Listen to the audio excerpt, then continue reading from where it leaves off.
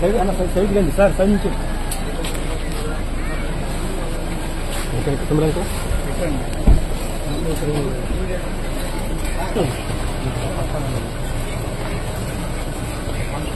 అన్నా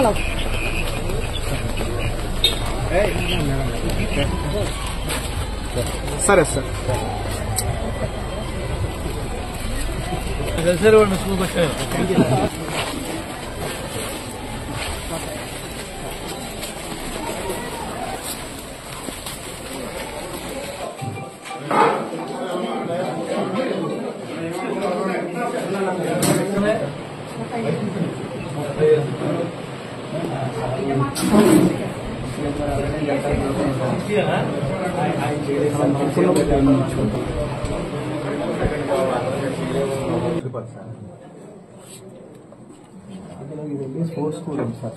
కూడా కొత్త స్కూల్కి సరిపడా క్వార్టర్స్ ఇవన్నీ డిస్మాండిల్ చేసి దీని మీదే ఇంకో స్టేజ్ వచ్చేందుకు ప్లాన్ చేయాలి. అలాగే G+1 G+ ఉంటారు. G+2 పెట్టండి. G+2 కొత్త స్కూల్కి కొత్త సెక్షన్ ఇచ్చారు మనకి. మనకి ఇంతకుముందు ఇచ్చిన కొత్త సెక్షన్ ఇచ్చారు. ఆ కాంపౌండ్ వాళ్ళని బేస్ చేసుకుని అక్కడ G+2 పెట్టాం అనుకోండి, మనకి సేమ్ ఇంత బ్లాక్ వచ్చేది. ఆ రోడ్ G+2 పెడితే మనకి 6 కొంచెం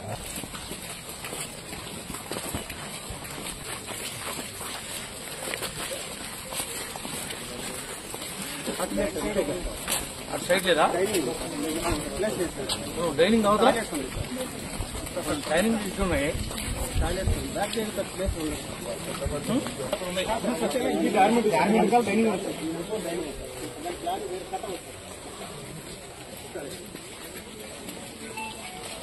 ఎన్ని చేయొచ్చా?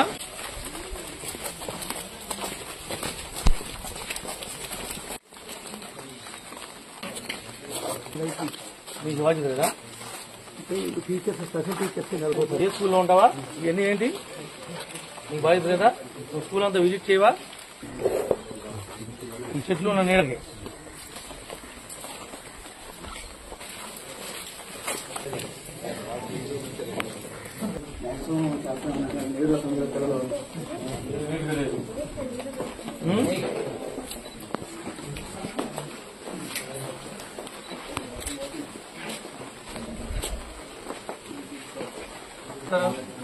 వర్కర్స్ సరే అన్నారు కదా వర్కర్స్ మీరు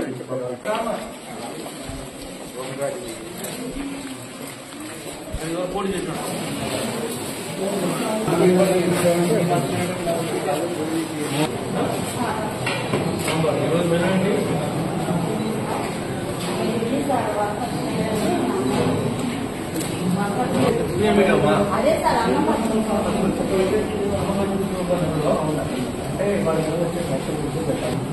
సాంబారా ఈయన ముక్కలయ్యి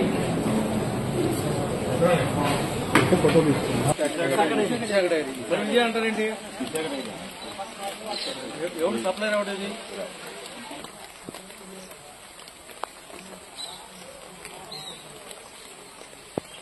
నుంచి ఏ రోజు పాలు కట్ చేసిన ప్యాకెట్లు ఉదయం పూట వస్తాయి. పాలు 2 పూట రావు కదా, 2 పూట వస్తాయి.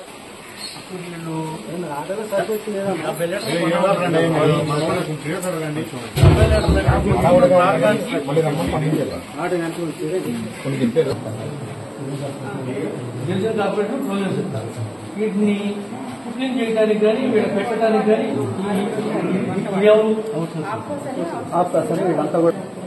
అంటే 40 ప్యాకెట్లు తెప్పించకపోతే 40 ప్యాకెట్లు తెప్పించి పిల్లలకు పాలు వస్తాయి. రైస్ బాగున్నాయా? రైస్ బాగుందా?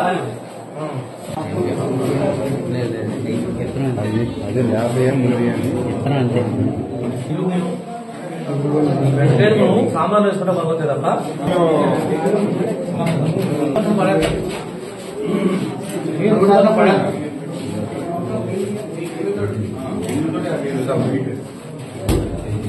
అలాంటి ఇన్స్పెక్షన్ లేకుండా పర్యవేక్షణ లేకుండా ఈ రకమైనటువంటి పద్ధతుల్లో మీరు నడిపేటట్టయితే కనుక చదువుకోవచ్చు మీరు కూడా.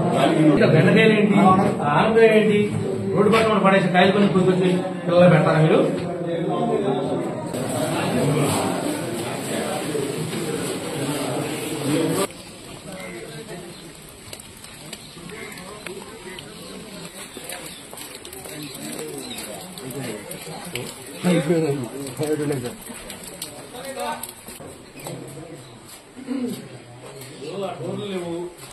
సార్ సార్ ఎన్ని వీడియోలు తీసి ఫోటోలు తీసి పెట్టు.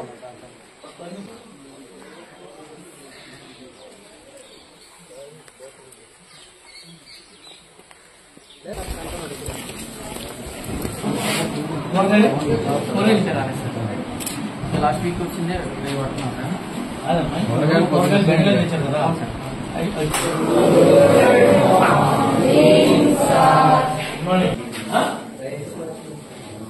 ఈరోజు పెట్టారు. నేను ప్రకారం పెట్టాలి.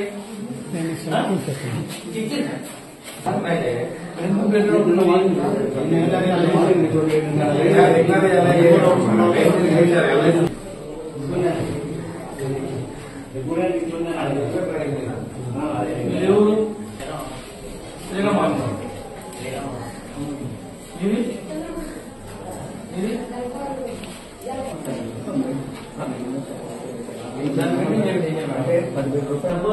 గవర్నమెంట్ పంపించారు. వాటర్ ప్లాంట్ మామూలు ఇంటర్వ్యూ టైంలో ఆ టైంలో మళ్ళీ మంచి చేస్తారు కదా. ఆరో ప్లాంట్ వాటర్ ప్లాంట్ కదా. మీకు పేరెంట్స్ విజిట్ ఎప్పుడు? కుమార్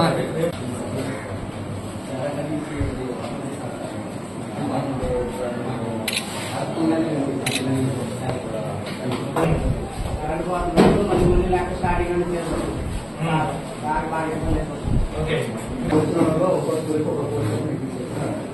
ఒకేసారి చదువుతున్నాము. షార్టేజ్ ఉన్నప్పుడు ఆ క్లాస్ లో పిల్లలను ఖాళీ కూర్చోబెడతారా?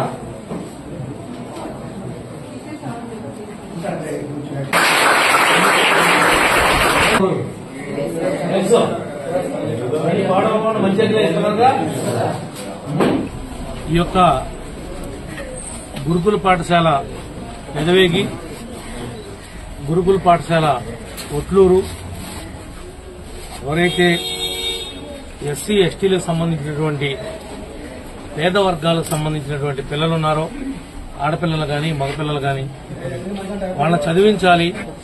చదువుతోనే వాళ్ళ యొక్క అభివృద్ది సాధ్యపడుతుంది అనేటువంటి విషయాన్ని గట్టిగా నమ్మినటువంటి వ్యక్తి స్వర్గీయ నందమూరి తారక రామారావు గారు. ఆయన పెట్టినటువంటి ఈ గురుకులాలే ఈనాడు నడుస్తా ఉన్నాయి. దీంట్లో సీట్ల కోసం అనేక మంది మరి చాలా ఇబ్బంది పడి వాళ్ళ పిల్లలను చదివిద్దాం, ప్రయోజకం చేద్దామని కలలు కంటా ఉన్నారు. ఇప్పుడు పెదవేగిలో ఉన్నటువంటి 650 మందికి సరిపడా మగపిల్లలకి 5th క్లాస్ నుంచి ఇంటర్మీడియట్ వరకు ఉంది.